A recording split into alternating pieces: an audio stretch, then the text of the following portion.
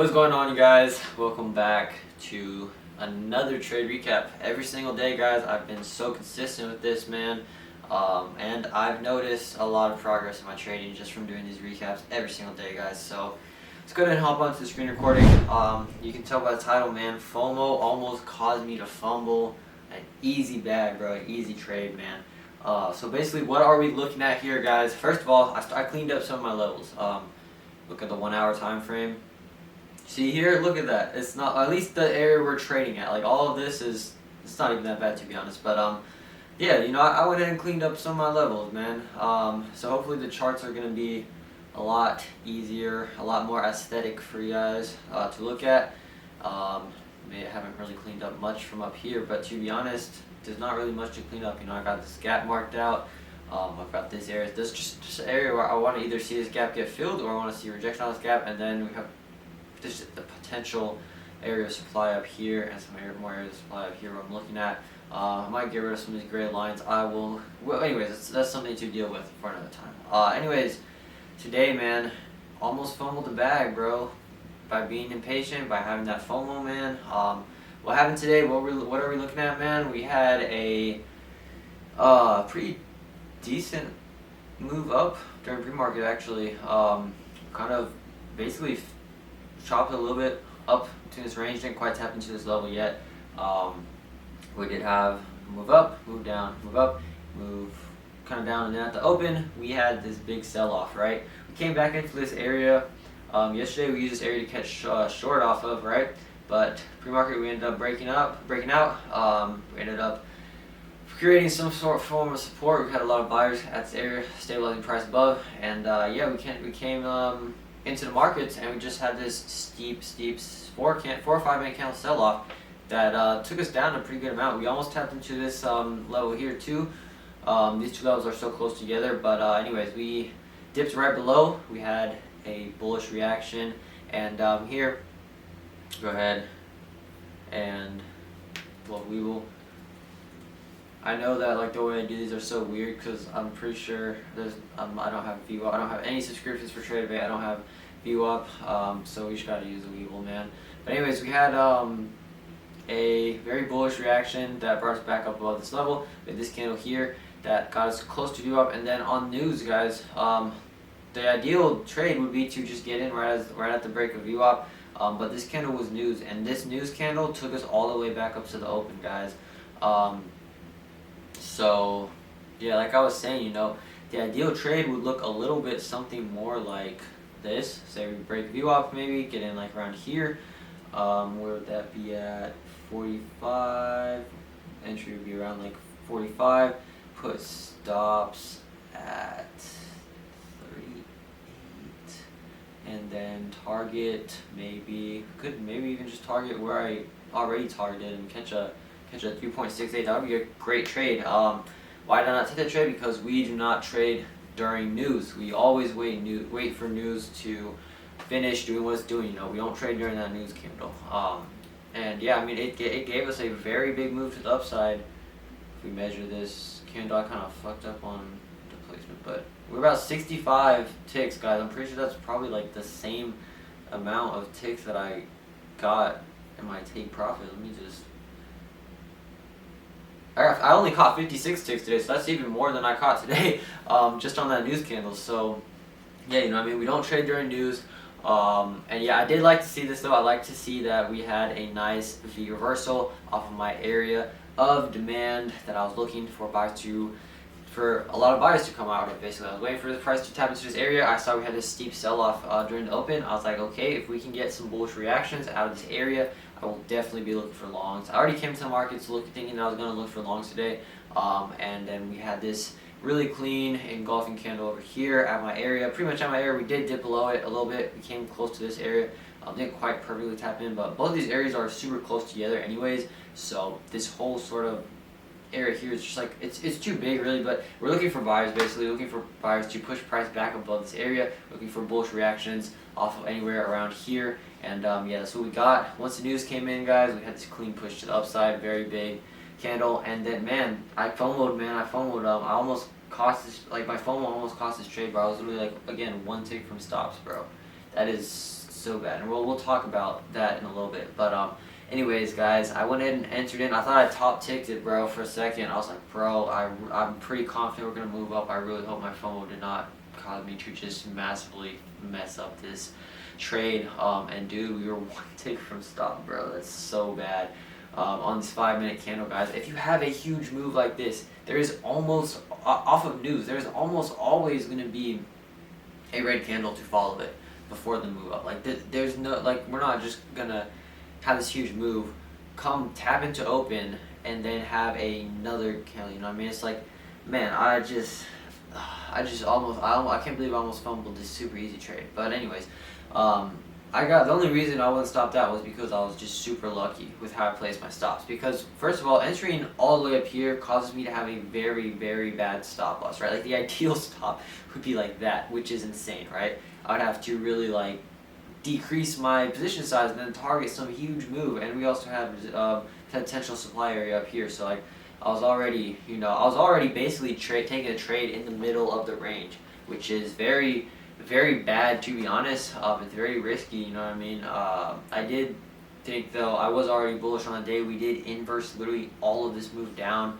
If we look on the 30-minute time frame, guys, you can just see how clean this 30-minute candle was. Even when we were at my entry, bro, we were up here, and like, bro, it was just such a clean move. We had almost no bottom wick. We just boom, shot up, and that's off of news, you know. But I was already pretty bullish on the day, and just to see that news candle close extremely bullish, no top wick at all, it's just extra confirmation, you know what I mean? I should have just waited for the pullback, and I should have just entered in somewhere around here or something like that, you know what I mean? I'm just so unhappy with my entry, you know, and like the fact that I was only one tick away from stops, bro, is like, it's bad, you know what I mean? It's not ideal. It's not an ideal entry, you know. The best entry would be somewhere down here, but like I said, I'm not trading during news. There's no way I'm gonna open a trade right before news candle opens. You know, I'm not gonna play that game. I'm not gonna play that gamble. But yeah, that does result in us missing out on a very good entry sometimes and missing out on a lot of profit. You know what I mean?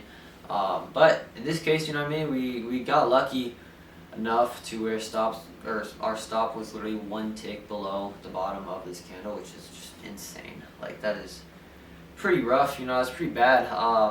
And yeah, man, anyways, whatever, it happened, you know. We got super lucky that this candle didn't move down and then flip. But anyways, whatever, you know what I mean. It was a poor entry on my part. Entry in the middle of the range, very risky, not that good, not ideal. But regardless, we did end up catching this trade. Fortunately, we did not get stopped out. Next candle completely broke that candle's high, had a very bullish closure, and then we just wrote it up. And I decided to get out at these highs over here rather than holding to my level. Obviously, if I had held one more candle, we would have tapped into that level, and we would have caught a 2.58 to 1 arm, which would have been better. But you know, I can't be upset. I only hit a 1.81. When I tried to get out, like literally, I was gonna get out like the top of this candle pretty much. But yeah, it just moved down when I exited. You know, I mean, it is what it is. I'm not upset. It was like, I was up like $300. I was trying to tap out of the trade, but then I closed for like 280. You know, it's not horrible. This is the executions on the live account. You can see this is the trade, the entry, the exit. Now we're kind of chopping at this area of supply, and we'll see if we get a rejection or if we continue to break out. We can see in my live account, I got a little bit worse of a fill.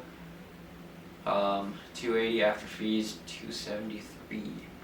And then on my two funded accounts, what did we do? We did 285 after fees, 280.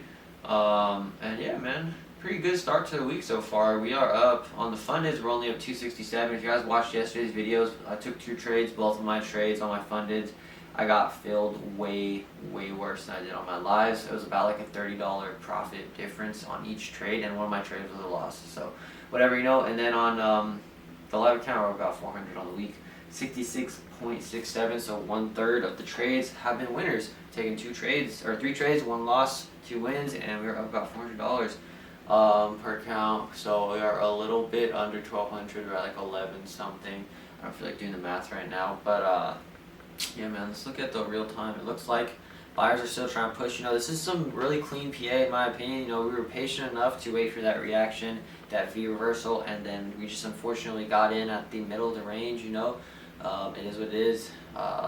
Poor entry on my part. That's a big takeaway from today, guys. If my stop was one more tick above, I would have gotten stopped out, and I would have ended the day down $150 instead of up $300. You know what I mean? And that is a big difference. You know what I mean? But yeah, guys, tomorrow is rate decisions. I think that since we had a winning day yesterday and a winning day today, I'm probably not going to risk trading rate decisions, rate cuts, or FOMC or none of that. I'm going to probably just sit it out. You know what I mean? I think that's probably the safe play to do. Take another 4-day trading week. I'm not upset about that, really. And yeah, guys, I think I'm going to just sit that one out because I don't want to risk it. You know what I mean? I'm not going to risk it. So yeah, guys, that was the trade for today. Like I said, it was a clean setup. There were two things I didn't like about the trade. I didn't like that I was trading in the middle of the range, and I didn't like that I didn't wait for that pullback that I almost certainly knew was coming. You know what I mean?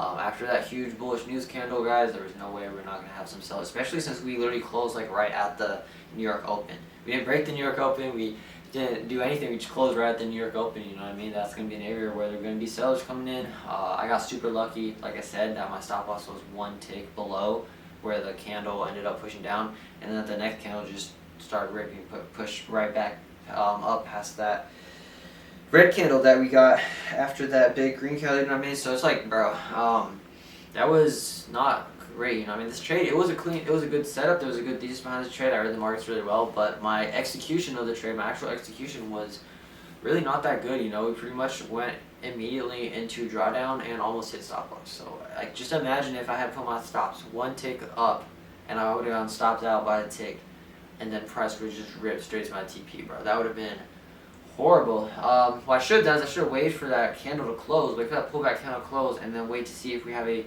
bullish reaction that covers basically or engulfs that candle, and that would have gotten literally pretty much the same exact entry, and except I wouldn't have been any drawdown, and I would have went straight into profit. So yeah, guys, I think that that's the main takeaway from today. You know what I mean? Is we did a lot of things right. We waited for news to happen. We saw a clean setup. We waited for price to tap into one of our areas. But like I said, trade in the middle of the range, not ideal because of where your stops are gonna be placed.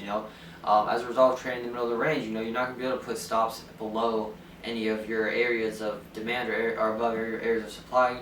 You're gonna have to put it somewhere in that range, unless you just cut your size down and just have huge stops and huge take profits, which is something that I'm not willing to do. You know what I mean? So yeah, guys, trading in the middle of the range is always rough, and I knew that was gonna be tricky, but coming into the markets after we had that big push up, you know what I mean? But at the end of the day, we caught a dub. There's a little lesson to be learned, you know what I mean, from this trade, but we still caught a W. And yeah, guys, most likely no video coming out tomorrow. Maybe I'll do maybe I'll go over some analysis of the day. If I feel like doing that, I might do that. But for the most part, I'm gonna just take the day, kind of relax. We're already up a good amount on the week so far. It's only Tuesday. Gonna go ahead and sit out tomorrow. We'll see how markets react to all that news, and then come back Thursday with a pretty solid game plan. So yeah, guys, I think that's gonna be it for this video. Hopefully you guys caught some good trades. Like I said, man, trading in the middle range is tough, and having that FOMO, that is something that can really be literally in this today. We saw that FOMO was almost the difference between a win and a loss. I got super lucky. That's the only way to put it. I got super lucky with where I placed my stop loss. And so I gotta really work on those entries, you know what I mean? But yeah, guys, hope you enjoyed this video. Nice to catch another W, you know what I mean? I'll catch you on the next one. Peace out.